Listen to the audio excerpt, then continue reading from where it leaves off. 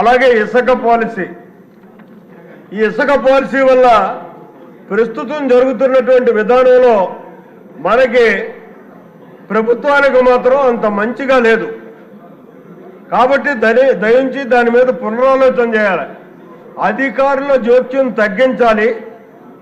ఏదైతే గత పూర్వ విధానంలో ఎవరికి అవసరం ఉంటే వాడు వెళ్ళి ఇసుక తెచ్చుకునేటటువంటి విధానం ఉండేదో అదే విధానంతో మనం వదిలేసినట్టయితే పై ప్రాంతాలు పై రాష్ట్రాలకు పోకుండా నిరోధించగలిగి ఫ్రీగా ఆళ్లే వెళ్ళి తెచ్చుకునేలాగా, ఆళ్లే తవ్వుకునేలాగా, ఆళ్లే ట్రాన్స్పోర్ట్ చేసుకునేలాగా చేసినట్టయితే ఇసుక వల్ల మనకు మంచి వచ్చేటటువంటి పరిస్థితి ఉంటుంది అన్నది నా ఆలోచన. దాని మీద దృష్టి పెట్టమని చెప్పేసి వినయపూర్వకంగా కోరుకుంటూ, ఇక ఉచిత ఇసుక విధానం మీద అదొక శాపంగా మారింది అధ్యక్ష.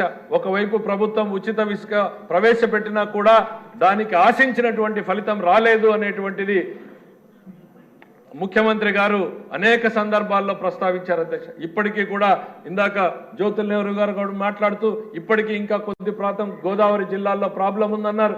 కొండయ్య గారు మాట్లాడుతూ మొన్న కార్యాలయంలో కూడా ఆయన సూచనలు చేశారు అధ్యక్ష.